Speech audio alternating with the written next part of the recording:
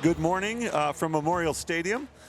Bloomington, Indiana is the homecoming version of iAssociation Live.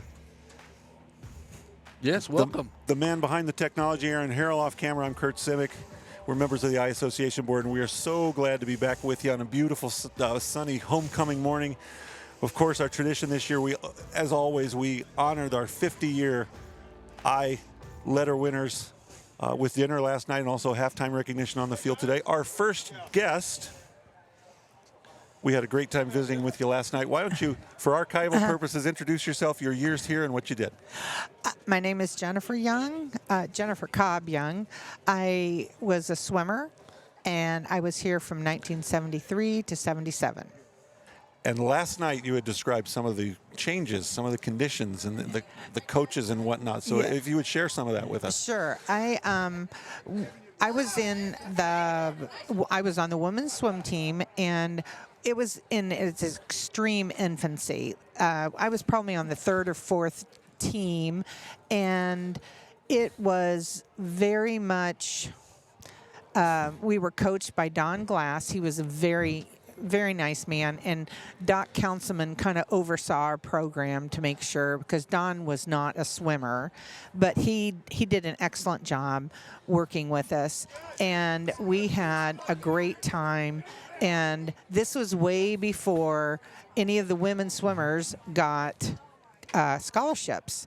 My senior year, I think there were 2 half scholarships, so it was very groundbreaking. And we swam before the men got in the pool, and in the morning we swam from 6 to 8 a.m.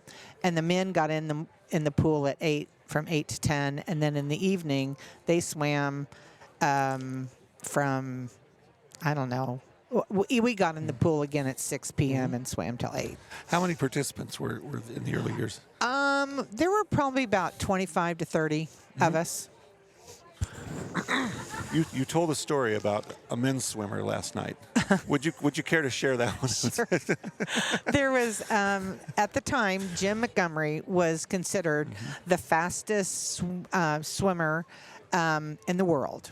And he was just coming into practice. And so it was 8 o'clock in the morning, and we were just swimming. We were just finishing our practice. And so I was all warmed up and ready. I was finishing my practice, and he had just literally just kind of fallen into the pool. He was probably about half asleep. And so I'm like, okay, this is my opportunity.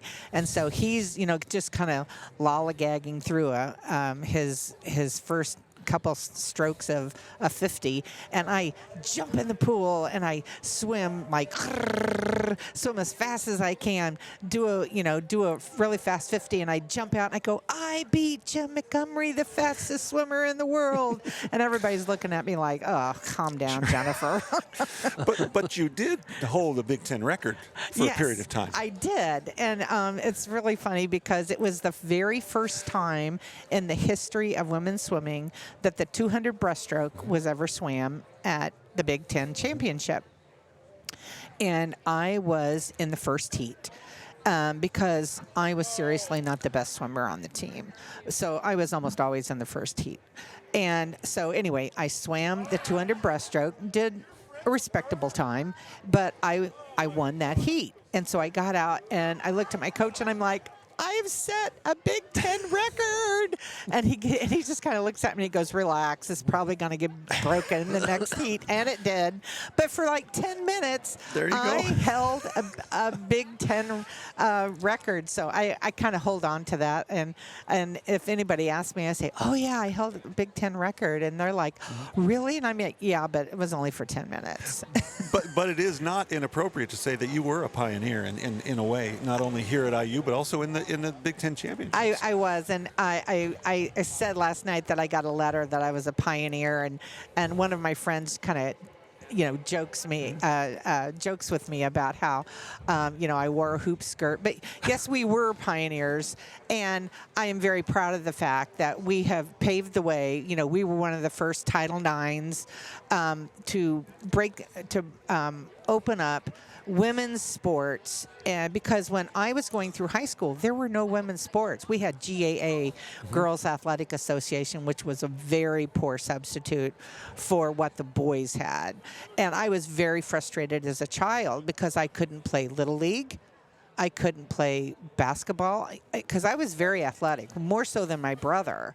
And I was my parents kept putting my brother on all these teams, and he didn't want to do anything. And I'm standing on the sidelines wanting to do these things, and I couldn't. And so then Title IX came about, and I was so excited because I didn't start swimming competitively until I was 16.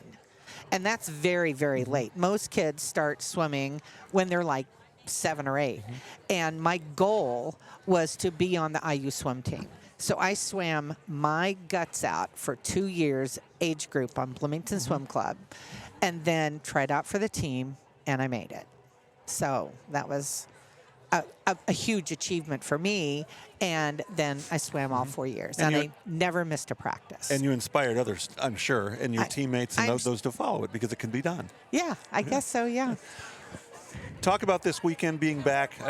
Being a Bloomington native, you're probably back often? Or No. Well, since my mother passed away, I'm not back as much. My brother still lives here, but we don't. If we see each other, it's usually at Christmas or a holiday, and so I just don't come to Bloomington just to hang out. But the campus has changed so much. I came down, and the campus it's the most beautiful campus in the world as far as I'm concerned. The buildings are gorgeous, and especially this time of year. And this weekend has been such a gift. It's been so wonderful. I've met some new friends that I wish I'd known 50 years ago. And it has been so wonderful. I just can't say. I almost didn't come because I couldn't get a family member to come with me, and I thought, doggone it, I'm just gonna come because I deserve this. I deserve to come and have this. It was just so fun. I've just had a great time meeting and listening to everybody's stories last night was so uplifting, and it's just been wonderful. I'm so glad the Eye Association did this. Well, we're awfully glad you came and appreciate that. Thanks for starting us off, Jennifer Young. We really appreciate you being with us. Thank you so much. Have a great rest of the weekend. You too. Bye-bye. And while Curt finds another guest, we will take a break. And we'll be right back.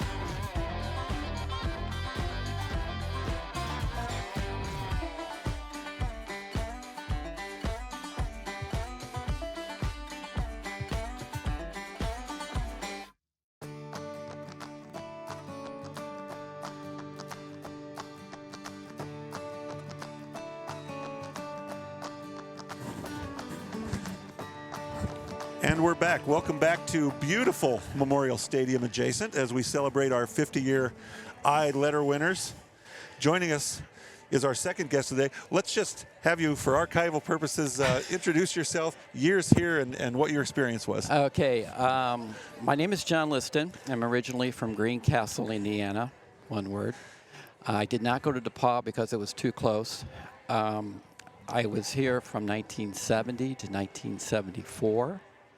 I first started off as a manager for Lou Watson, Tom Bayard, and Vernon Payne. And then Mr. Robert Montgomery Knight came to IU, and I was basketball manager from when he came until I graduated in 1974. I think I'm correct. I need Jack Gaber here to tell me if I am correct. There were only 2 seniors that graduated in 1974.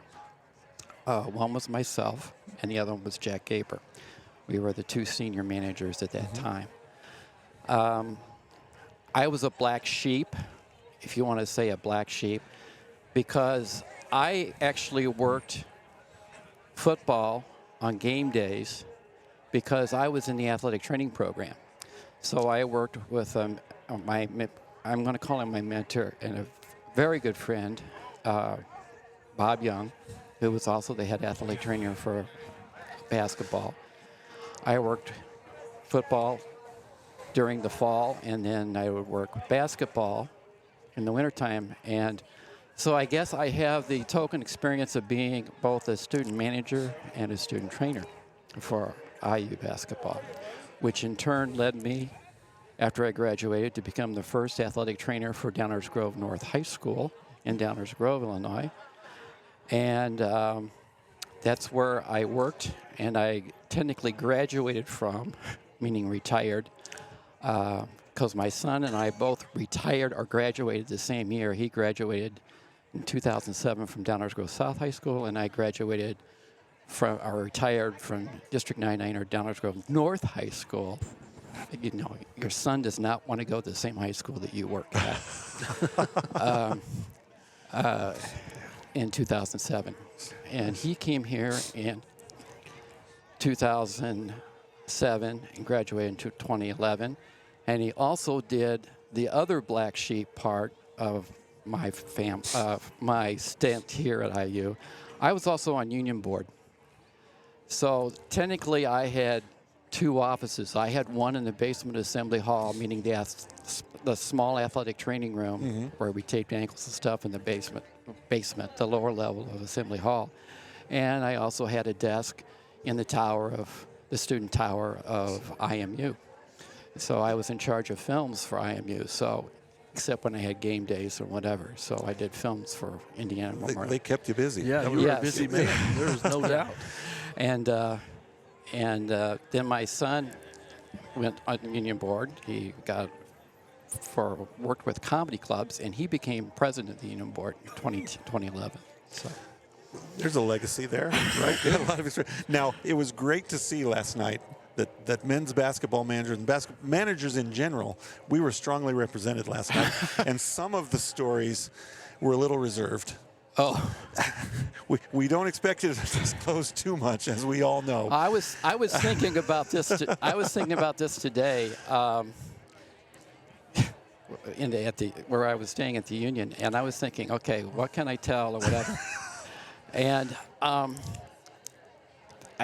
besides the one I told last night, where my son was, doing student tours, and I mentioned to people that I was in IU basketball, and I met, my wife got thrown into the fountain after the 1976 basketball championship. Again, I'm from Greencastle, Indiana, and I was doing summer school of '73, and I got a phone call from the IU basketball office, and they said, "Well, what are you doing?" I said, "Well, I'm taking a class, and I'm also working as a lifeguard at Lieber State Park." "Well, can you get off of work, and we'll take care of your class?" I went, "Oh, what's up?" Well, Quinn Buckner was going to China to play with the men's basketball team over in China. And since I was close to Bloomington, and I was also kind of like the athletic trainer, they said, you're going to go to Spain. So they gave me, I think, 2 days' notice or 3 days' notice. I came to Bloomington, picked up one of the coach's cars, drove to Chicago during the day, and because I didn't have a passport, and there were some other players who didn't have a passport, so they sent me up to the passport office in Chicago, which were awesome at that time. You know, here I am, you know, I'm downtown Chicago, drop off a whole bunch of manila envelopes with pictures and everything else on it, and you know, I'll twiddle my thumbs for a while in downtown Chicago, waiting until things come down, and then drive back to Bloomington. And then we took the IU plane, which was the F-27J Fairchild at that time, and flew to New York, did a tour around on the Hudson River, and then went to JFK, and then flew a TWA flight to Spain. So we did basketball tours in Spain.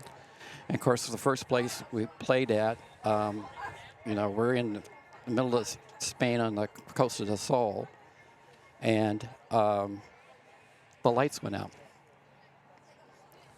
So everybody kind of hits the deck for a while, like, what's going on? And then after the game was over with, we suddenly realized that they didn't have any towels. Oh, my gosh. And this is the manager's standpoint, logistically, you know, I'm thinking of right here. So they didn't have any towels. So what we did was there was a maintenance guy, a janitor, whatever you want to call it, and he got a whole bunch of towels, and then we, you know, continued on with our tour or whatever. We ended up the tour on Tenerife Island, and we were supposed to go from Tenerife to Madrid, and then from Madrid to New York back to Indianapolis, commercial. And it was foggy in Tenerife. So we were delayed. And finally we got to take off. It's still kind of foggy. And I'm sitting in a plane, and all of a sudden I look, there's two Spanish guys in this row beside me. They start doing Hail Marys, and I'm going, oh my God, you know, because Tenerife Airport, it's like taking off from this table. All of a sudden you just take off like a cliff, and then you're up in the air. So we missed the flight to New York, so we had, you know, again, manager standpoint, I'm thinking logistically. We had to spend the night in Madrid and at a hotel, you know, all that, get everything, you know, meals and everything else arranged. And then we flew from, the next day, flew to Indianapolis and everything else. But if anybody's an aviation geek, Tenerife Airport was one of the worst airline disasters that ever occurred between a KLM 747 and a Pan Am 747 after we left. This is many years after we left. For those of us who had donut runs regularly on the road, that trumps every donut run story that has ever been told. Well, it didn't end up in Spain. Yeah, yeah, and you know, there's a lot of things. You know, you didn't have credit cards in 73, 74. You know, everything was prearranged and everything else. And we were doing a game in Ohio State, and the coach Knight decided he didn't want to eat at the restaurant we already prearranged. So we did everything else, you know, we get in, and all of a sudden I said, can you bill us? And the maitre d' or the head restaurant manager said, no, we can't. And I went, okay, can you take American Express? And they go, oh yeah, we can do that. Because I had my dad's American Express card. I think he kept that bill for you know, a couple of Lions Club meetings or Rotary Club meetings, you know, so he could shop. Oh, I tell you, you know, that type of thing. So, you know, there were some other things. Plus, I almost did not get married because of IU basketball. I was at Iowa State, and I was supposed to take the team plane back. And it was snowing, and all of a sudden I was told right before we got ready to depart, you're driving the coach's car back. And my wife was in the AOPI. My wife, Sandy Liston, was an AOPI at that time, and they were having a big dance. So I told Bob Young, I said, can you call this number? And I wrote it down. I said, and tell her that I'm not going to be making the dance. I think I pulled in or right at the sorority house about midnight. And of course, you know, it was, you know, it's snow and everything else from Columbus, Ohio, rear-wheel drive car, Chevy Monte Carlo to be exact. And you know, I was She was pissed. But it worked out. It worked out, right? But it worked out. Worked out. You find a way. That's another Yeah. manager's perspective. Yeah. You always Love find a finds way. right? Yeah. So. What has being back? How often do you come back, and what's this meant to you this weekend? It's kind of ironic because I was here 2 weeks ago for a union board reunion, 50th anniversary for the union board reunion. They have a biennial reunion, and at the same time, in Greencastle, Indiana, my wife was being honored. Wife's father was being honored posthumously. I think I'm saying that correct. He was a professor of bands at DePaul University, so the DePaul University Athletic Department was honoring him. So while I was attending the union board festivities during the day on Saturday, she was up in Greencastle for there, and then we came back for the banquet here. Coming back, I tried to come back for 1 or 2 basketball games a year until COVID hit. And then when my mother-in-law was alive in assisted living in Greencastle, we would come to Indiana about twice a year from down. I live now in Downers Grove, Illinois, so we came back about twice a month, but still tried to come over here maybe once or twice a year. So. And last night is always the highlight of our year, hearing the stories and seeing everybody come back, whether they're here 10 times a year or whether they haven't been here in 40 years. There's always a good time, and we just appreciate all of y'all coming back. And anything else for? No, I'm trying to think of clean posterity stories, and that is enough. Well, a theme that I've always tried to use when we've had former managers on is do we have a story where we either got fired for a weekend or almost got fired or thought we were done? No, I bailed some people out who almost got time. Well, Spain should get you out. That's your free pass. I get that, so I don't have to tell a bad story because I told a good story. They should have no problem either since you went to Spain. Yeah, but that's only because Quinn went to China. Yeah. So that was it. So. But and I'm sure as we all have just special memories of being a part of this, a small part of the program and IU in general. It's really special to us. But thanks for spending some time and sharing some memories. And again, last night I want to thank the Eye Association because it was a great evening last night. I'm glad I rode the float. And it was a great evening to be honored. Thank you. Appreciate it, John. Thank you. Thanks for being with us. Yeah, Enjoy the rest of your weekend. And while Curt finds another guest, we will take another break. Audio and video? Yep. We'll send out. Yeah, I'm sure you'd rather.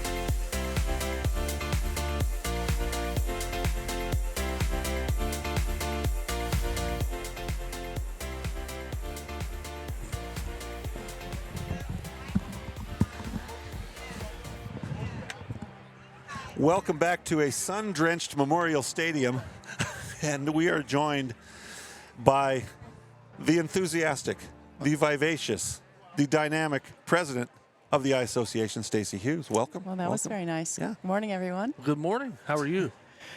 Living the dream, Aaron. That's good. It's just a beautiful day here. It is beautiful. You can't Uh-huh. beat this. Helicopter was just flying over, so Yeah, it was red. Yes, it who was. that? They I have know no we're idea. here. But, Someone said, I bet that's John Cougar Mellencamp. Maybe. I don't know. I don't know where it landed, but of course, last night, and what we're doing all weekend is honoring our 50-year Eye recipients. And you emceed the dinner last night. And And you passed around the microphone. I should have trained for it. I took a few bad routes to getting to people on with the mic, but everyone did a wonderful job. And this is, like you said last night, this is the highlight of it for so many people. So how was it for you? What are you up to? Did you enjoy yourself? Do you know, I absolutely love hearing the stories. And I was talking to Diane Heighton afterwards, and just over the years, it's just been such a pleasure to watch more women participate in this event and talk about the stories and the things that they encountered before, Title IX. And of course, now we're into the 50th anniversary of Title IX. But just to hear the things that they had to overcome and the hardships. Well, they didn't even think of them as hardships, this is just what we are given, and we're going to just make the best of it and play our hearts out. And so those things, those stories, we just think about how far women's sports have come, especially here at Indiana. Now we have the Wilkinson Arena for the volleyball team. And when I was here, we played at 10th in the bypass my freshman and sophomore year. And then my junior and senior, we played in Assembly Hall, which was a lot of fun. But now they have their own special place. So just the journey for women's sports, and not only at IU, but also across the country. So that's one of the highlights for me, is listening to the women tell their stories. And then, of course, the men, they have so many entertaining and fun stories to share about the camaraderie they had as a team. And I also really I don't know how long you want me to go on. I could go on for hours.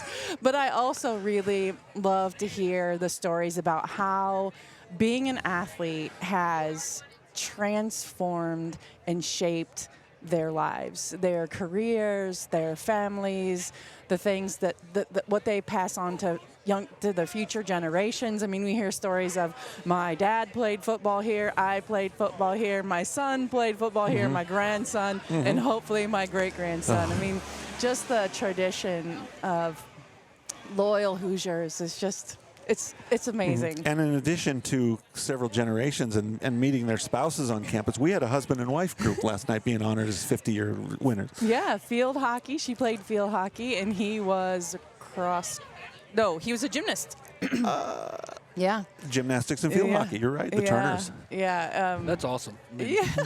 how often does that happen? I don't know. It's yeah, that's awesome. Yeah, it was lovely. And they're just such a delightful couple. We can see how their relationship has survived 40+ years, because they just they have so much energy, and they just bounce back and forth off funny things and memories. They're just a delightful couple. And it's amazing. And because it's IU, and we've talked about this so many times in the past, and there's just something about the place and something that keeps alumni loyal, and not just athletic alumni, but there's something special about IU and the unity that really speaks volumes.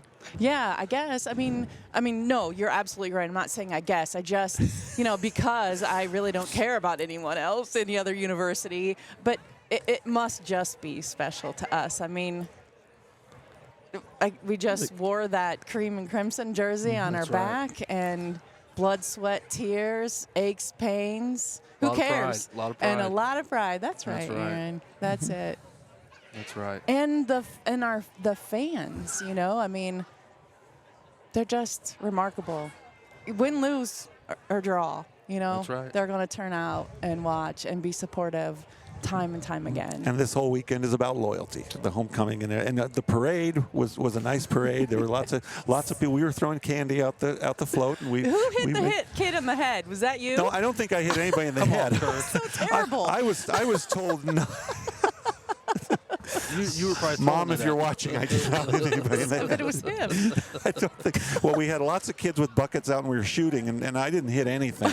So I doubt my aim was good enough to hit anybody.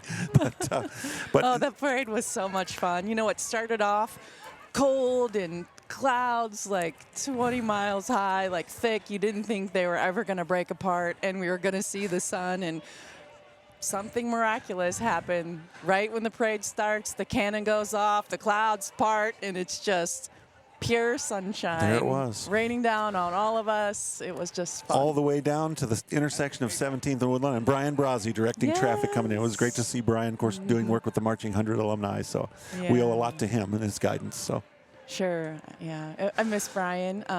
Hopefully we'll see him around more as one of, like, on the other side. Not working, Right, just exactly. enjoying himself. right, just enjoying himself. But that, Yeah. so great. Well, thanks for sharing a few minutes with us. And, Always and a pleasure. Your enthusiasm and passion for this thing is unmatched. So we appreciate you being Yeah, well, here. we're looking forward to you, second vice pres, Well, in a it'll couple be a years. while. I'm hoping to make it there in a few years, and then hopefully sit in your chair and attempt to do it the way you've done it. So we appreciate your leadership. You know, it is such a joy. You're going to have just wonderful experiences. Not that you don't already, because you're always at the events, which is so much appreciated.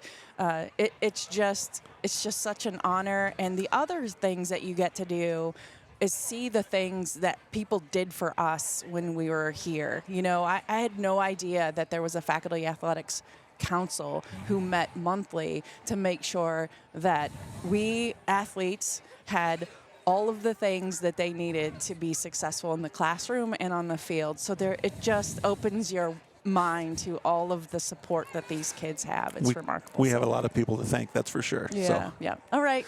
enjoy the rest of the day. Thank We'll see you you. at Enjoy the halftime day. on the field for the recognition. Sounds good. Go Hoosiers. Thanks. Go Hoosiers. Thank you. We good?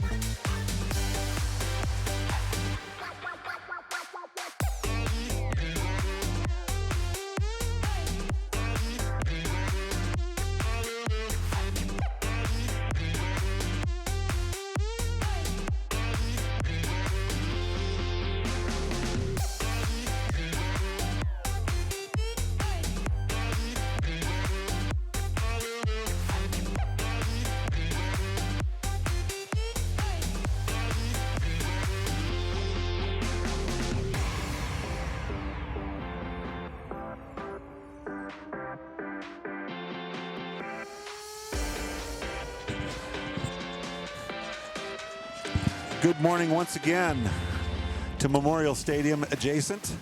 Along with Aaron Harrell, I'm Curt Simic for the Eye Association. And joining us, another one of our 50-year Eye Winner honorees, Dan Drummond. Welcome, good morning. Well, thank you very much for inviting me to be a part of this, and it's been a fantastic experience for me. And as a Bloomington resident, you know, of course, we were called Stonies back then. That's a long time ago. But anyway, my dad was career in the military, so we moved around a lot. And my experience in athletics was multi-varied because of that. And it was very interesting as I came back to Bloomington in my junior year, and I finished my high school career under Marshall Goss in track here. And what was so interesting as I transitioned in as a freshman, it was like and the beat goes on, you know.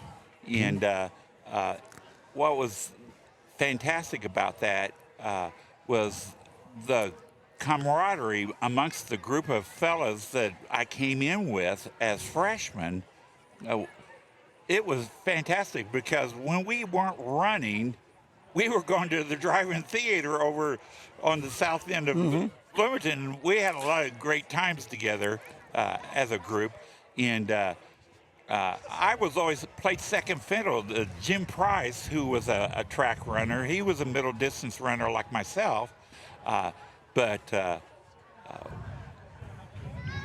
the strength in numbers, and we were a pretty good 1-2 punch in the middle distances, and especially in the relays for the 440 relay back then, and the mile relay, and the 2 mile relay, because I ran half mile as well. Okay. So We were talking during the parade yesterday. You were checking your phone for your results for your race horses and Right. keeping up with all the kind of stuff. How did you get into that? well, when I reached my 50th year of teaching, I retired after 52 years of teaching. The way I celebrated my 50th year was I started in with myracehorse.com and got me maybe 5 or 6 horses, because there's one company that has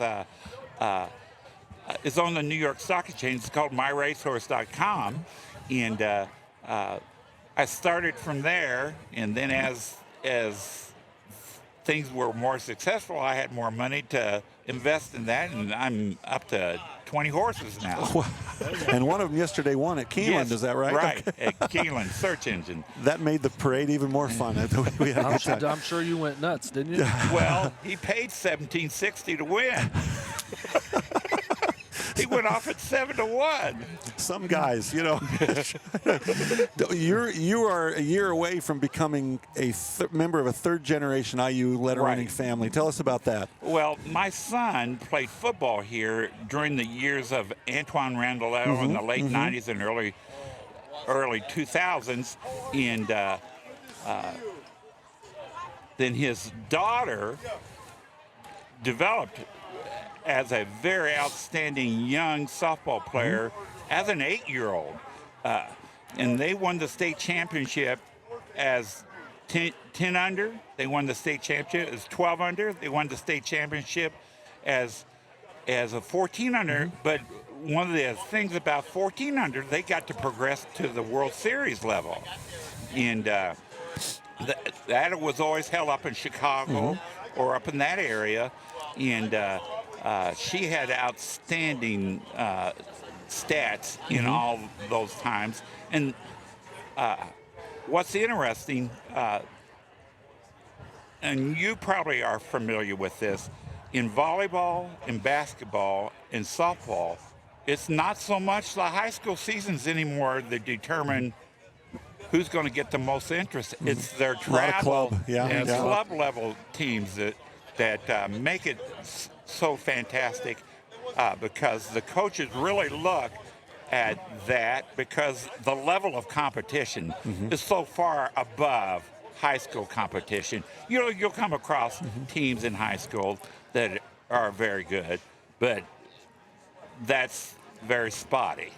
Well, Peyton happens to have played on both, so her Right. Floyd Central team has been outstanding, and Right, it's been a big right. part of that. So Right, we're right. waiting for her to graduate so we can get her out of high She's school. excited to get here too. Out of high She's- school. She's excited to get here too, and we're, you know, when you think about, it's hard to wrap your mind around being a third-generation IU athlete, you know, and I hope she can keep an even keel about that, you know, but her younger sister is almost a better softball player than her. But she's only a 5th grader right now, but excuse my French, but she's put together like a brick shithouse. You know, she's very physically endowed, muscular-wise, and she told her grandma the other day, said, you know, I'm never going to be as fast as Peyton, but I can hit the crap out of this ball. And If you hit far enough, you don't have to. Yeah, all you got to do is jog. You don't have to, if you hit it far enough. Coaches, please comply with all the regulations about contacting and recruiting. But I think she's probably going to be an IU athlete as well, because I think, and what's interesting today, Peyton's playing in a big tournament in Missouri, in St. Louis, and Drew's playing in a big tournament near Lexington, Kentucky, down there in her 11U program, and then Peyton, of course, is 18U now, and she was recruited by the top travel team program in the nation, the Beverly Bandits. Yeah. Uh-huh. And they came and got her from Indy Gold, which was the only state level program in the state of Indiana at some point, but then Beverly Bandits seen her play enough, they came and got her. Because she and also Taylor Minnick from the current team were also part of that program as well. There's a girl from Spencer that's on Beverly Bandits. There's a girl from Bedford that's on the Beverly Bandits. The Ratliff girl. Yep. She just committed to South Carolina. Right. All kinds of talent. But that must make you proud, though, thinking about that. For sure. And you'll be here for years, I'm sure, watching it. And the thing I need to say about my IU experience is that it was the beginning of wonderful blessings, because, like I said, I've started 4 sports in Seymour, Indiana, boys and girls gymnastics and boys and girls soccer. I ended up teaching 52 years. It's hard to wrap your mind in. You have to pinch yourself every so often. Did this really happen? And what was interesting about that, when I was coaching in Seymour on the varsity level, I always thought I would transition onto the college level after 10 or 15 years. But I thought that's gone. That'll never happen. But it did. It did. And I taught 36 years at the public school level and 16 years at the college level, taught technology classes. And now my son, JR, is the head of technology for Jefferson County Schools in Louisville, Kentucky. So not a bad deal. And what I'm most proud, both my boys humbled me by the things that they've accomplished. And in my email address is IUDad02, and the reasons it's 02 because both my boys graduated in 02 from IU. and my son, Michael, my older son, Michael, and his son will be here today for this celebration. So fantastic, and you deserve it. And this whole weekend has been just a whole lot of fun, and last night was great. This has been incredible, and one of the things I'll share with your folks, I was an elementary teacher, PE teacher most of my life, and at the public school level. And one of the things Indiana did on a regular basis, they had an all-school walk in April. And I always got the kids ready, and I had a group of first graders. Their time was up, so when we were coming in, there were 2 Japanese students that came in, and they were holding a stick together. And if you remember, I shared this last night. And I said, girls, what are you doing? And said, we're friends, and friends stick together. I still have that stick. That's my most precious possession. Wow. Nobody could buy that from me, because even though it's a little stick, it's precious to me. What a story. That stays with you forever, doesn't it? I got goosebumps all over my body right now thinking about that. So. Well, thanks, Dan, for being with us, and enjoy the rest of it. We'll see you at halftime on the field. And thank you for 52 years of teaching service. I mean, my dad was career Navy, but I served my country in a different way. That's right. We're both teachers. Right. This is. I know that. I know that. If I make it to 52, I know I'll be doing really, really well. Where's that top of the pay scale? Not at 52. Hey, you guys are awesome. Thank you Thanks, so much. Dan, for your time. You. We'll God see bless. you later. Thanks. All right, we'll be back in just a moment as soon as Curt finds a new guest.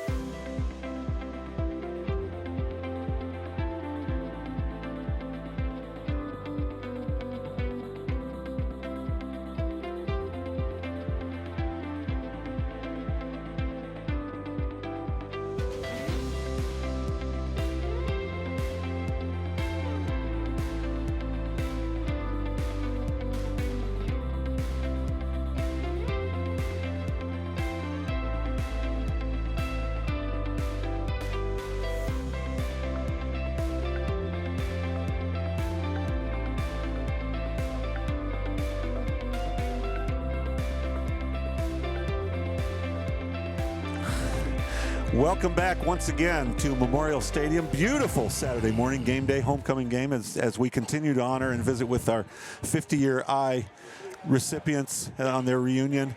And representing the region, Hammond, Indiana, Jack Gaber, thank you for being with us. Thank you for having me. And what we've heard, we've had a few basketball managers in and out, and some conversations last night and whatnot. What's your story about how you got here? Well, geez, actually, when I first enrolled in Indiana University, I was going to be a football manager. And then a previous graduate of Clark High School was in the basketball program with Coach Watson. And he said, why don't you come and work with me? You don't want to be out in the cold. And I go, well, that kind of sounds kind of good, you know. And so I says, okay. And then I always like to, of course, I don't rip Coach Knight about it, but I said, you know, I was here first. You were. With Coach Watson and that.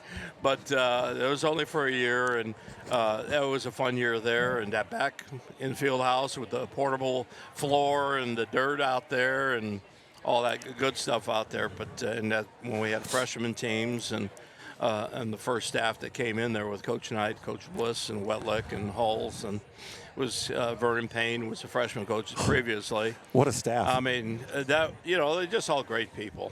And all together, I think that was one of the first lessons Coach Knight taught me was you coach your program like a business, and you need people under you to carry out, not just be yes man, but do your job. And if I disagree, I'll tell you. And ultimately, it's his decision.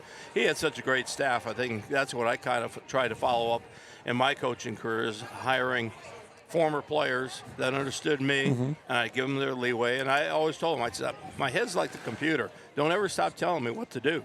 And don't get mad if I don't do it. But, because it's ultimately my decision. That's what I learned. Yeah. You got to have people giving you good advice, and it's difficult when you don't.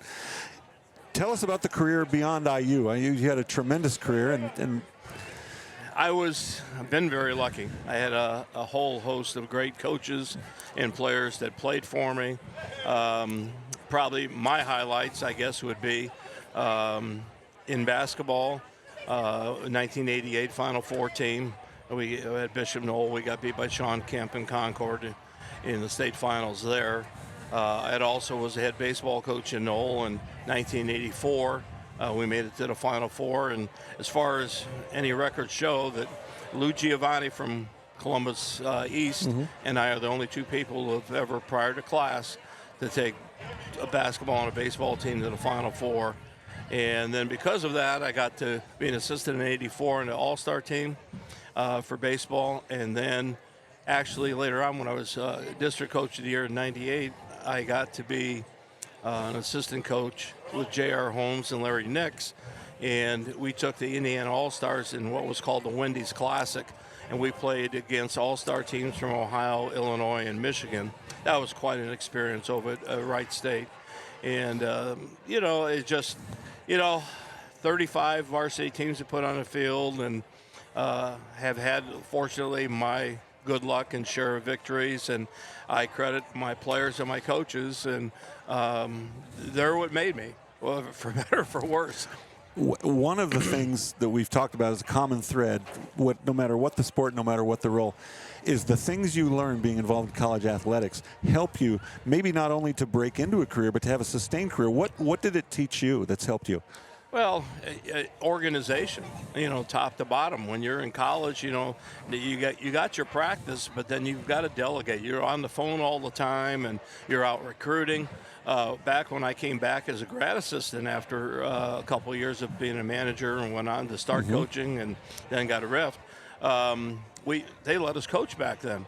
And we had our own car and recruit. I still remember being recruiting, watching Ted Kitchell's regional game, and then heading back home and listening on the phone, the pay phones back then, believe it or not, at a gas station, and listening to one of my former players at Bishop Knoll, Thad Garner, play his championship regional game. My mom had the radio by the phone so I could hear it, the last quarter or half quarter of it, etc. So it's organization. You got to be organized top to bottom. It's not only just about practice.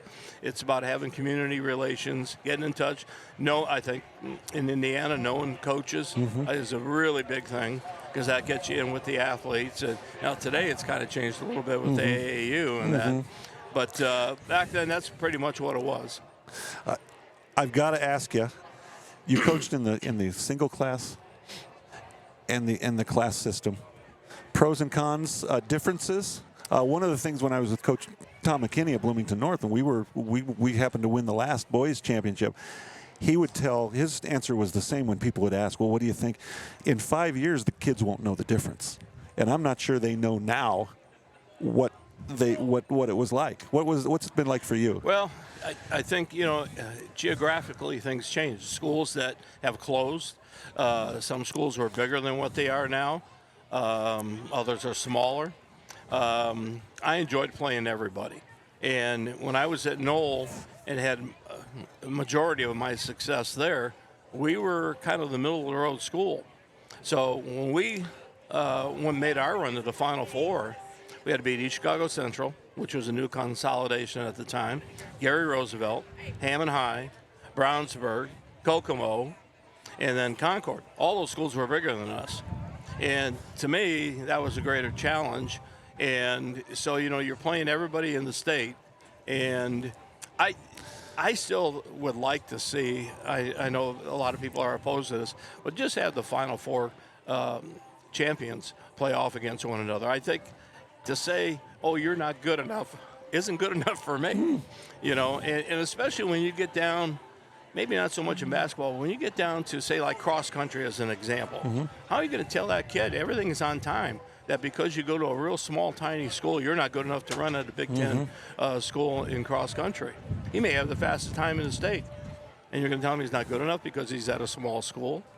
And I remember when I went to Huntington North, they go, oh, you're going to have all this talent, 2,400 kids in the school. They weren't all basketball players. So much for enrollment in that.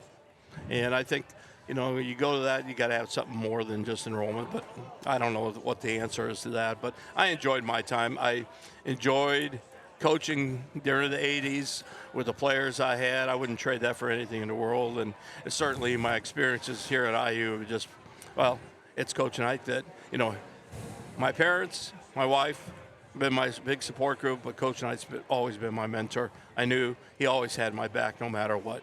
And, so it's just a great experience. Well, you got to see it from both sides of the curtain, if you would, as far as working as a grad assistant on that. Anything that any story that you'd like to relate?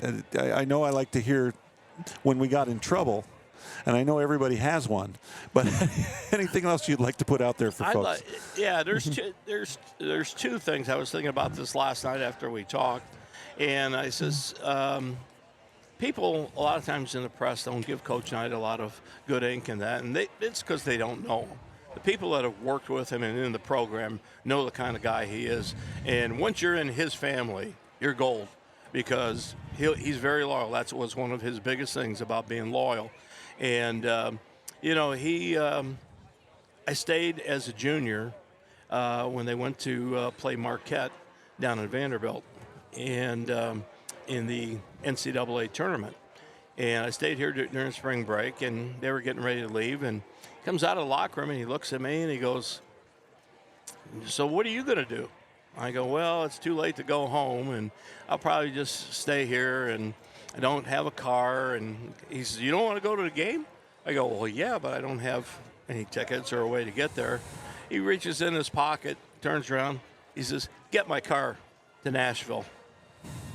After that, you're taken care of. You're with us. So then we win, of course, against Marquette. So we're going to the Final Four now in St. Louis against Wooden and Bill Walton and company there. And we're in that week of practice. And first thing he says, start of the week, he says, we're doing the same thing. It's like, get my car there. Yeah, get my car. That's your job. And Coach always liked to get away. He's a big hunter and fisherman and that. He liked to get away after a tournament. So, we probably would have Monday off or something, or just a light workout. And the assistants might take that over, and he'd go hunting and fishing to get away. And that breakage was probably a good thing in that.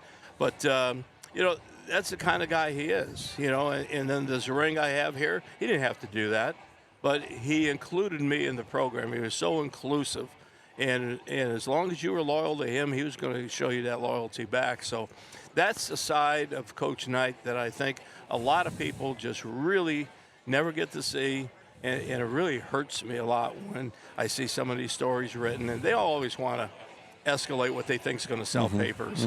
And that's a bunch of baloney.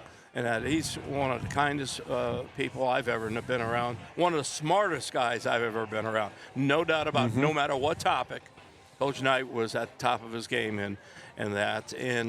But from a funny standpoint, I wish Jim Cruz was here with me right now. This was back when Jimmy was a regular assistant and I was a grad assistant. And we just got pummeled by Michigan on the road. Bad. So the road trip back was not very good. And I think we practiced 3 times that next day for maybe about an hour and a half at a time. When you get mad at us, go home. And then he'd have the managers or the coaches get them back here in 2 hours.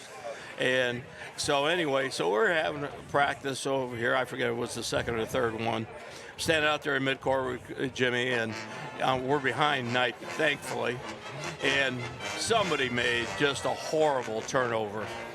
And the ball ended up, of all places, in the hands of Coach Knight. And he was a great athlete and great football player. And that he takes that basketball and he punts it. And everything, just like freeze frame, stopped. And everybody's eyes went up there and watched the basketball up in the air. And you had one of these tall trash cans by where the scoreboard scorer's bench was. And we're watching it come down, and it goes right in the basket. You did not dare laugh. And he was so frustrated. Get the hell out of here. So I never saw the team run that fast off the floor after being dismissed from practice. Usually they hung around on their own and shot around to that. Jimmy says, you go in there and check on those guys and make sure we got things squared around for if we got to come back again. And so I go in there, and they're on the floor just rolling it loud. They were scared because they thought I was Knight coming in. And then when they were so relieved when they saw me, and they go, oh, God, it's just Jack. And that because like I said, you couldn't laugh, but, oh, man, you had to bite your tongue and just – that was hilarious, that ball going in there. I mean, you had to be there in a moment when it's very tense and he's very upset. We've already been kicked out probably twice at practice to a big meeting against Michigan. And he punched that ball up there, and to watch it come down in basically a swish. And bucket. It was bucket. Counted. And could have been an and one maybe. They'll probably say he got fouled. But Jack, thanks for being with us. Thanks for taking part in the whole weekend. This is always a highlight for us, and a pleasure to have you guys back. Well, it's a great time down here. I don't get down there as often as I would like, but I'm retired now, so I'm getting down there more and more for basketball games especially. And now I've got on my wife's side, I got his button on here, Curt Simic. He'll be starting at left tackle for the Hoosiers today out there on the field. So there's a little bit more of an incentive, and this was a great weekend to combine it all. So he's got some family up from Florida, and we're going to have a good old time here for the weekend. But it's just great to be back in Indiana here. I call it God's country. I mean, just when you come down 37, there's a big change in your life. I'll tell you that. There you go. Appreciate your time. All right, thank you. See you at halftime. All right. Thank you, Jack. Yeah, we'll be back as soon as Curt finds another one.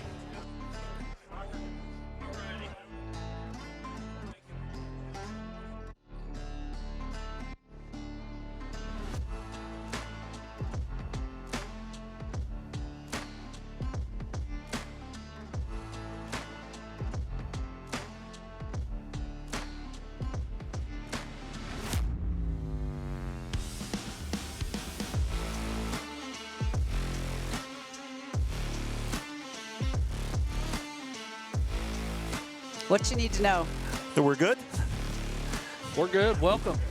Welcome back to Homecoming Saturday, and we continue our celebration of the 50-year I recipients.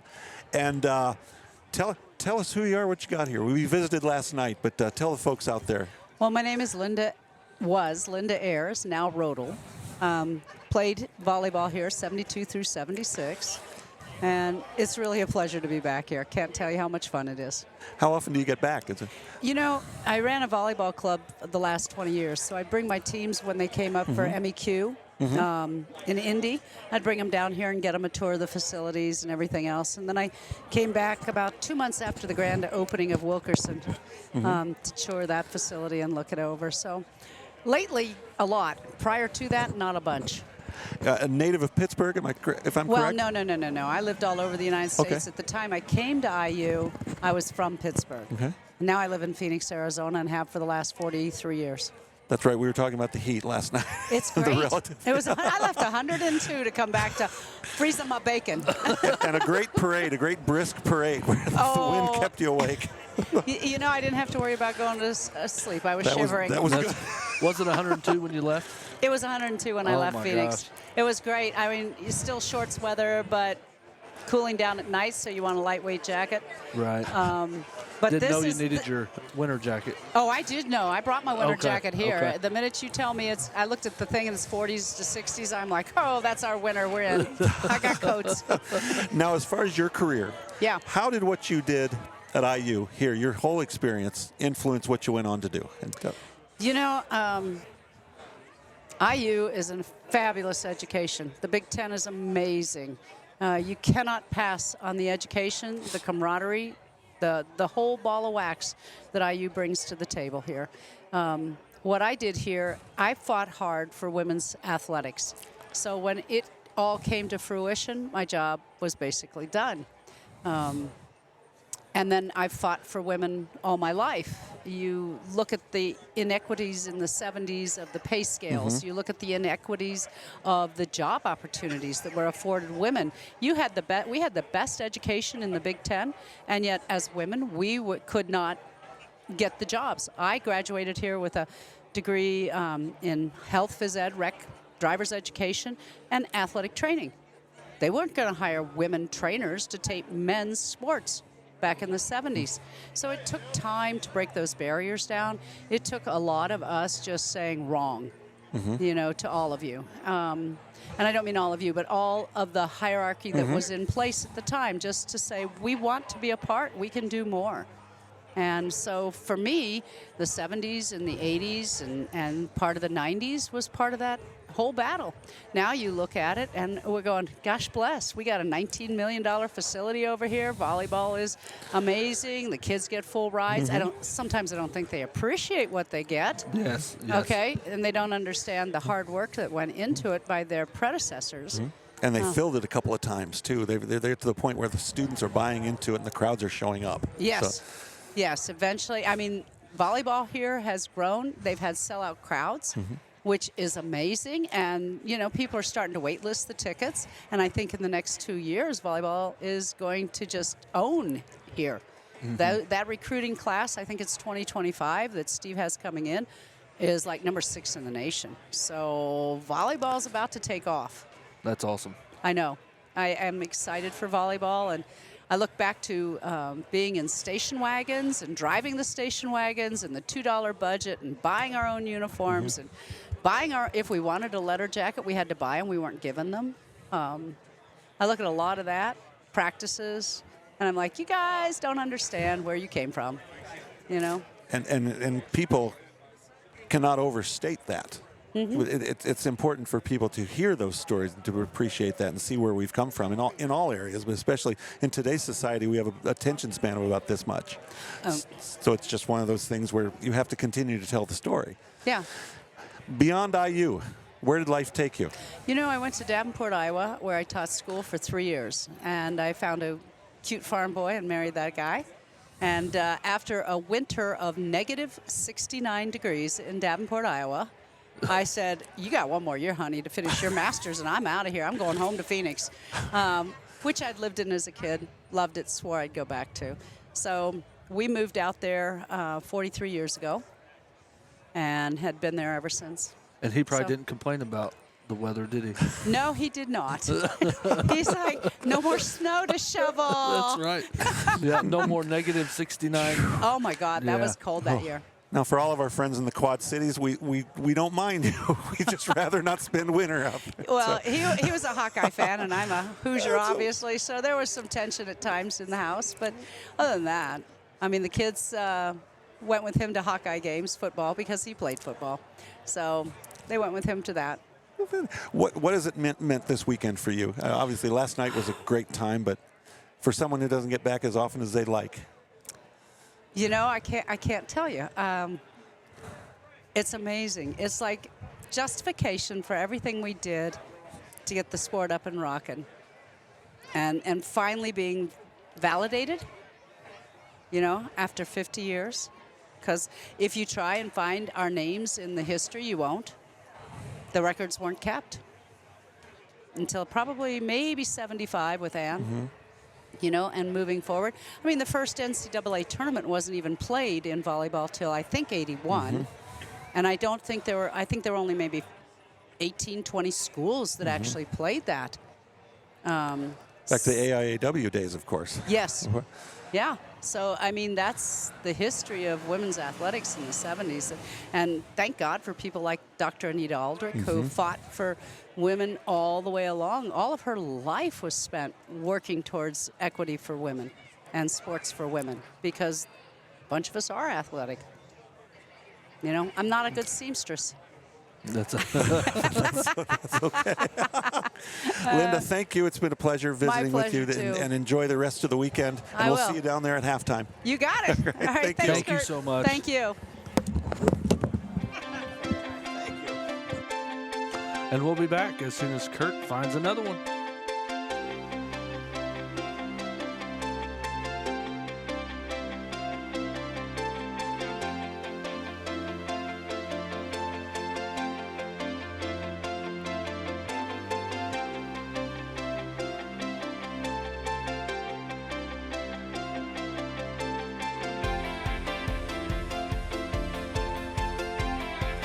Okay.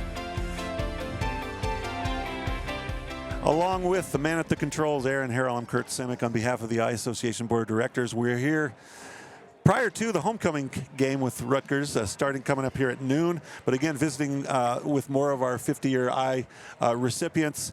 And Rick, why don't you introduce yourself to the folks out there and tell us how you got here? Hi, I'm Rick Bailey. I came from Del Mar, New York at the time as a senior in high school. I was a walk-on for the swim team and the soccer team. Came out on a recruiting trip in the fall of '72, met a lot of the swimmers, enjoyed the experience, and decided to come back as a walk-on. And before the swim season started in the fall, being a freshman and not knowing anybody or know anything here, I ran into some people in the soccer team. And I had played soccer in high school. I was a All-American goalie, so they immediately asked me to come out and play soccer all fall, which I did and had a great time. And then the swim season started up in November, and I got to know them. And the first question they asked me was, why weren't you on the water polo team? We have to play water polo every fall. And I said, well, nobody told me about that. So the next fall, instead of going back to the soccer team, I was on the water polo team for the next 3 years. And that was a club sport, so it was an interesting experience. You have the unique connection with two of the greatest programs, not just here at Indiana University, but in all of college athletics. How was that? Now, you were an original varsity soccer player, right? Correct. And then, of course, you were on a swim team that was renowned before you got here and all that. But what were some of the parallels? What did they have in common at the time? Well, it was a bunch of young men that were very committed to their sports. They were very outgoing, very inclusive. There was no, today's terms, there was no diversity. There was no racism. It was everybody was inclusive. Everybody picked everybody up when they had a good day or a bad day. And it was the same on both. Soccer was obviously more of a team sport, and I was the goalie, which tends to be a more individual sport. Now, I was a freshman, so I didn't start much, but in practice and stuff, that was more of an individual position. And like a swim team, even though there's relays, as a team event, most of them are individual events. And even though it was an individual sport, it was very much camaraderie of men that did everything they could to make the team better, especially with the reputation. When we got there in '73, they had won 9 NCAAs in a row. And I guess when you add the soccer 8 or 9 over the next 20 years, I mean, between them, they won something like 15, 16, 17 NCAAs. I got the opportunity to work as an AD at Bloomington North along with Dave Tanner. Right. And again, Dave cut from the cloth of all the guys who worked with Doc and had that experience. It breeds success, and it breeds a certain type of personality. Right. That's legacy at the highest order, and Coach Yeagley the same way. Yep. Were there differences? Were there similarities? But how did the two compare as far as your experience? Well, I would say very two different styles of coaching. Doc wrote the science of swimming, so it was very analytical. There was a lot of stroke analysis under pool water. There was a lot of repetition to create he invented isokinetic training, whereas on Jerry's side, clearly it's running and it's outdoor athletics, but he seemed to see different things in different people. He wasn't afraid to move a halfback to a forward position or a forward to a fullback position. As he saw a strength or weakness, it didn't bother him if it was in a different position. He could see the ability and create the position for the guy, so he did the best he could play. Having coached and observed, and as have you, people aren't too willing to do that. Doesn't seem like nowadays. That takes a courage, but it also takes a foresight, like you said, an insight into something. And it was never my way or the highway. It was, I see how you're trying to do this. Consider this or modify this, but it wasn't you do this or you're on the bench. It wasn't an authoritative. Neither of them were that way. They were it was all about you figuring out what you needed to do to be best at whatever position they felt you should be in. Whether in swimming you were a freestyle sprinter and they wanted you to do the middle distance because somebody couldn't make the trip or somebody was sick. It was amazing the insight both coaches had to make you the best you could be in any given situation they placed you in. And it's amazing. The more people we talk to with those experiences, the fierce loyalty to both. Yeah. And just the fact that it didn't have to be over the top. And of course it was, but the bonding, no matter who we talk to, they talk about the togetherness of the team and the leadership, starting with the coaching staff. Right. So, and that's what it's all about, because I've known athletes over the years that went to school to work with a coach and then got transferred, quit, got a new coach and was like, I would never come here and play for this guy. What am I going to do now? I got to get out of here. I mean, I would never come here. So it's interesting how much people select not only the school, but obviously the person that's going to mentor them and direct them for the 4 years that they're going to be there competing. Well, and your two were certainly part of the golden age. If you well, I was a very campus, small part. I wasn't an Olympian. I wasn't an NCAA champion, but I was a part of the team, and that's what made it so much fun to be a part of that. And valued. Exactly. And how was last night and the whole celebration? Hearing all the stories. It was very creative. Everybody. Unfortunately, my name was called first, and I'm like a dumbass going, all right, now what am I going to say?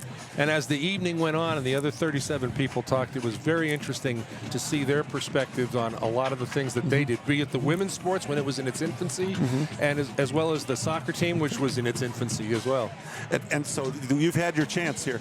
Hello, Bill. Bill Armstrong, everybody. Yeah, it's been a long time. He's my ear. Rick Bailey, nice to meet you. So you've had your forum is still open. As far last night, you were a little hesitant, right? Because of time. There's no time limit on this one. Is there anything else you'd like to say? No, I think they all covered it. I mean, all the different men and women and the experiences, in general, were very, very similar. Clearly, each one was specific to the team, but it was just the unique camaraderie of the players, because they came from all over the country. In our situation, California, the South, the North, it was a terrific experience, and I loved every minute of it. I'd do it over again in a heartbeat. That's who we would. So we're being serenaded by the drum line of the alumni band this here. is the alumni band now. We get background music. Stacy and Red Stepper alumni Terry Fancher, past president, out there. Get to Terry, see you the better dance catch moves up. a little later. That's right. We get to see her out on the field with her other marching 100 Red Stepper alumni. But thanks so much for being part of this, and we're hoping to get a thanks for few the more of your invitation teammates and and all remembering this. I was here at 50 years ago. Well, it's so nice to be known. And you're maybe one of a few who had that dual experience. Well, the nice thing will be is I'll be back in 2 years when my classmate, who was a junior transfer in swimming, in 75. He came in the fall of 75 for his last 2 years. He lives in Ellettsville, and we're staying with him, Mike Phelps, the original Mike Phelps. Mike Phelps, right. the original Mike Phelps. And so he'll be doing this in 2 years, and we're going to come back and do it with him again. So I'm looking forward to that. Rick Thank Bailey, you so much, thank you Kurt. so much. Take care. We'll see you at halftime. Yes. Thank you so much.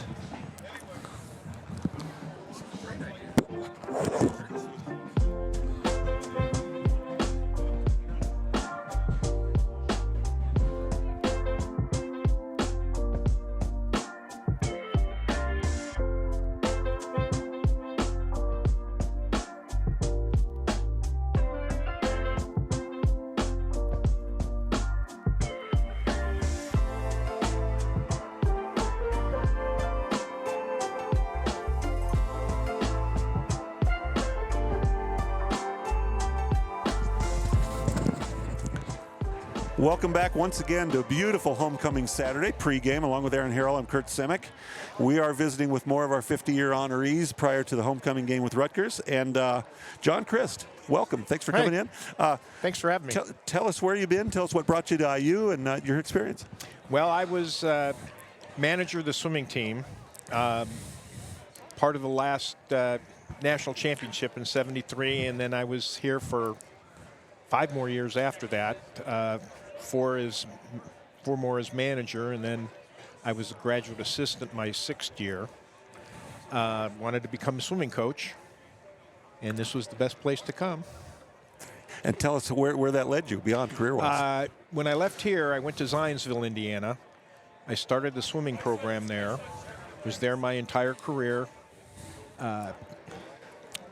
Retired in 2010, and have been following that program. They're doing really well. Very successful, I'd say. Yeah, they had, I can't take any credit for the boy, but they had the National High School Swimmer of the Year for 2 consecutive years. He just graduated this past spring. There's several current members of IU's team. Didn't have anything to do with them, but it's nice to see them. I think we beg to differ, but setting up a program that they could thrive in is certainly a tribute to you and what you did. Well, it was a whole lot of fun. It was a lot of work. We got it established. We had some initial really good success, particularly on the club level.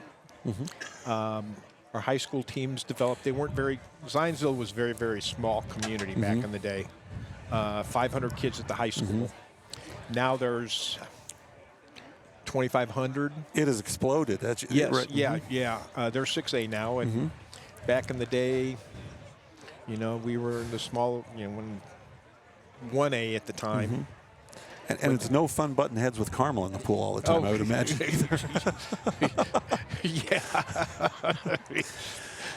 Yeah. Talk about your experience here. And of course, you had a very unique experience with one of the iconic programs of all time at their peak of success. And what did that mean to you as far as what it led you to do personally and professionally? Well, it was such a great honor to be able to do what I did. As manager, you're never in the limelight. You take care of all the details. Probably the thing that I remember most is Christmas '76, New Year's '77. We took our training trip to Brazil for 3.5 weeks. We had Jim Montgomery, who was the 1976 Olympic champion in the 100 free and fastest man. That was his senior year. We had 2 Brazilians on the team, and we ended up going to Brazil for Christmas to train. And I came over to Assembly Hall because I had to take care of the tickets. And there's no way they could do this now. The athletic department wrote me a check for $50,000. This is 1976. And I had to go pay for the tickets and then, airline tickets, and took care of the hotel reservations and so on and so on. I mean, oh, gosh. That was so awe-inspiring. And I mean, maybe empowering me. Gosh. And we had such a good time. It was so neat. And that's probably one of my better remembrances of the program. They never trusted me with a pocket full of cash, much Well, less. and there's no way they could get away with No, that now. no. You have to document everything. Of course, I still had to sign off, and Of get course. receipts. But still, for them to write a 21-year-old kid a check for $50,000, and then had to go to the bank and cash it, and immediately went over to was it Gruninger Travel, something or other, and that was $15,000 for the tickets that I had to give them. So, but that was so neat. Wow. And we've all had that question in the job interview about, well, if you were associated with this or this person, or did obviously the association with Doc had to be a foot in the door. Oh, yeah. And a thing. And what was the trait or traits that you've most carried with you and passed along, even to your athletes as a coach? The discipline that I got, the experiences that came from my association here, and the opportunities that prevailed themselves. And I always expressed that to the kids that I worked with, that this will carry with you forever, and the opportunities that you'll get because of your commitment, you'll probably never get again. And I had several athletes that went on and competed in college, and they came back and said the same thing. I think it's important. Rick and I were talking about Dave Tanner, our friend Dave, and I had a chance to be his AD at one point with Bloomington North, and just the loyalty, but the legacy. He wanted to make sure everybody knew what it stood for, what he stood for, and all the innovations with Doc and Hobie and all that, and that it was very, very special, in hopes that those lessons got passed along, that things matter. Yeah. And he expected his athletes to act like gentlemen, or ladies, as the case may be, to purport themselves correctly, to do well in the classroom, and it was just passing down, as you've said. You're right. Yeah. But last night was obviously special. What's being back mean to you, or how often do you get back? Well, I was back past December for the Horby Memorial. That was a special night too. That was. That the Marge Memorial was one. I came back for a couple of meets. I did have a few boys that swam down here in the early 2000s and into the teens. So I'd come back and see for them. Probably the biggest one was the Doc Memorial.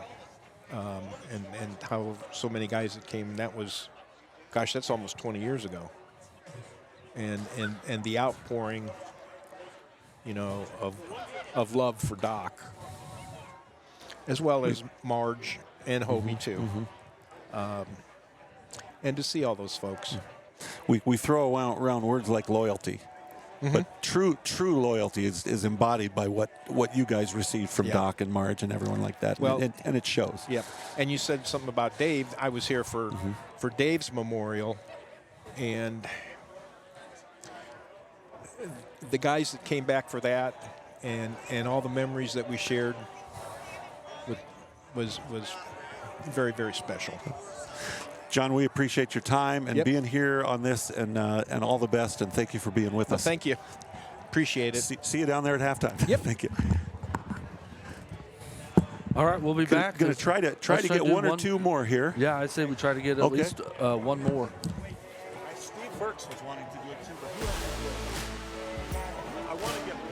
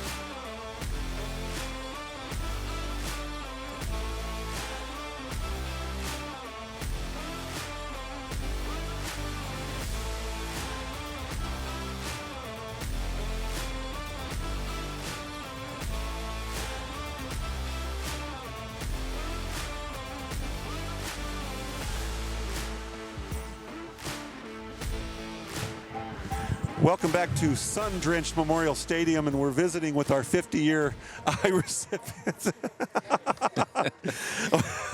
First in the hot seat, Danny Marr, football. Yes. Native of Indianapolis, is that correct? Yes, that's right. Tell us about what got you here and what your experience was like. Okay, well, I graduated in 1973, North Central High School, and so Coach Corso was recruiting me down at the University of Louisville.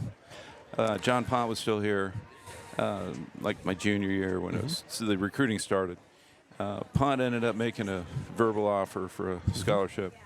Then, as you know, the following year he gets let go, and Corso ends up coming up here. And he had been recruiting me down there. I didn't really want to go to Louisville, so he sort of picked up on that, and we kept going, and eventually put it together. And so anyway, it was just a wonderful experience for me all the way through. And were you on the double-decker bus? Yes, I was. That's the iconic story. Yeah, and I remember we did all feel like we were running a little late, a little close on time getting down that hill. But we made it, and the crowd loved it. Beautiful day like today. I remember it vividly. And we had a pretty good game, but we didn't win the game, so that was a bummer. Then you bounced back and beat UK the next year. Was that correct? Yeah, that's right. What are the enduring things that stick with you and have led to your career personally and professionally, maybe? Yes. Well, it was just a complete first-class experience all the way through. I mean, everything was handled with class under Coach Corso, from the training tables to the way he ran his practices to the coaches he hired. Many of the coaches on that staff ended up going on. I remember Jim Johnson went to Notre Dame after here, then became the offensive coordinator of Philadelphia Eagles under Andy Reid, and just first class everything. And so the relationships you make, when you're playing at this level, I guess the respect that you garner, when you get out of here, people some do look up to you for that. Just the fact that you've made the commitment. I was here, played all 4 years, lettered as a freshman, and was able to play a lot towards the end. So it was a great experience, and yes, it did help me later in life with discipline. Getting to work on time, getting out of everything you got to do to be an athlete at this level helped me later on in life. And what has that path been since your IU's days? Okay, so I got in the real estate business right away in Indianapolis. I never really got out, but I went from residential to commercial, became a developer of neighborhood shopping centers with a couple partners, and we had a great business career together. I'm mostly retired now. We've been doing some self-storage work, but it's basically been a wonderful, life. I met my wife here. Told the story last night. We met at McNutt Quad at the snack bar. I was a junior. She was a freshman, and ended up having 3 kids. And 43 years later, we're still married, so it's a wonderful thing. And it's been great to have you back. What has this meant to you, seeing all these people? It's always great coming back and seeing everybody. You just think about them, but you don't get to see them very often. So this is so much fun.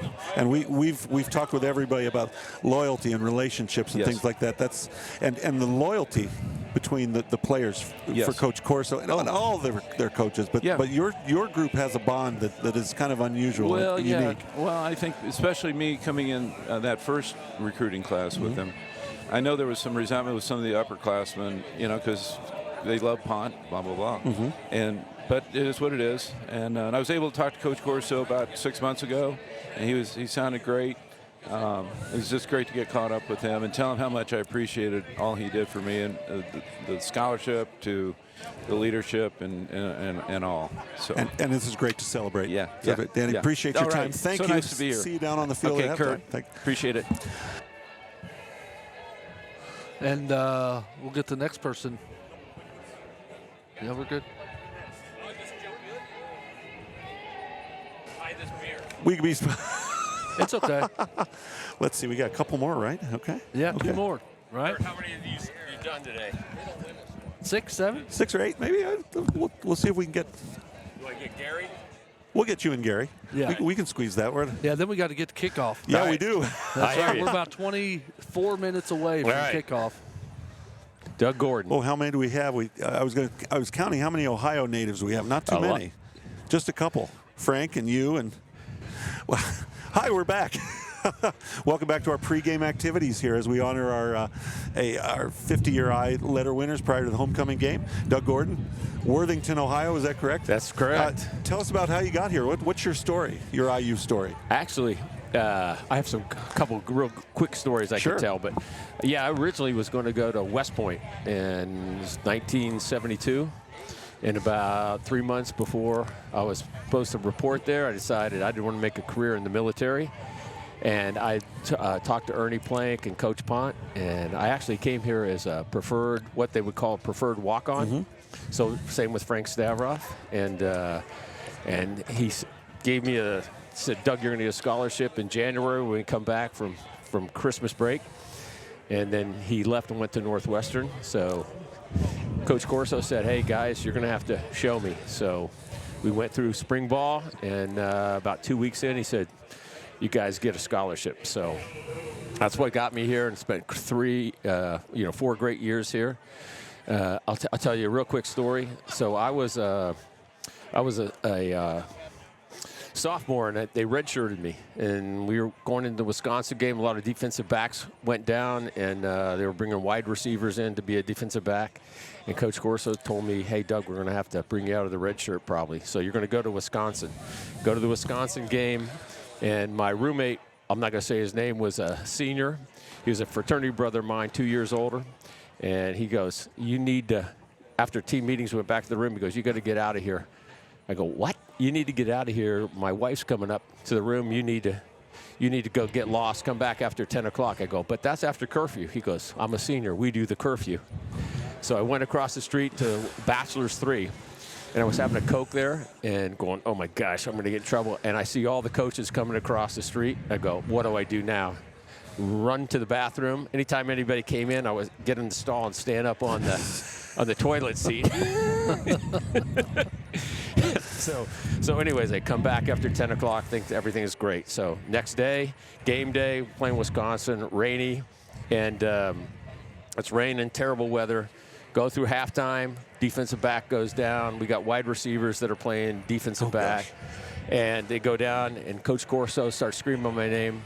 Trent Walters is my coach. He radios down, says to the trainers, equipment guys, put him in the equipment box. Put him in the equipment box. I got in the box. They put down, the guy sat on top of the box until Coach Corso quit yelling my name. and he put somebody else in. The next week, gave up my scholarship. We played Michigan State and Purdue the last 2 games, gave it up. Had a great, those were really great games for me. And the rest was history. That for the next 2 years, played defensive back, corner, and then safety when Quinn went to football. Yeah, the basketball only. So there's my stories. Pretty big shoes to fill. Beyond IU, where'd that lead you? So you know what? I was fortunate enough. I had actually a tryout with the Washington Redskins, hurt my neck, which was a big problem from here at IU. I took coaches literally and put my head in the numbers. So I still have neck issues today. But anyways, got hurt, and I spent 40 years in the athletic footwear and apparel business. So as a manager and then executive with Adidas and Fila, Mizuno, Speedo, a couple soccer brands.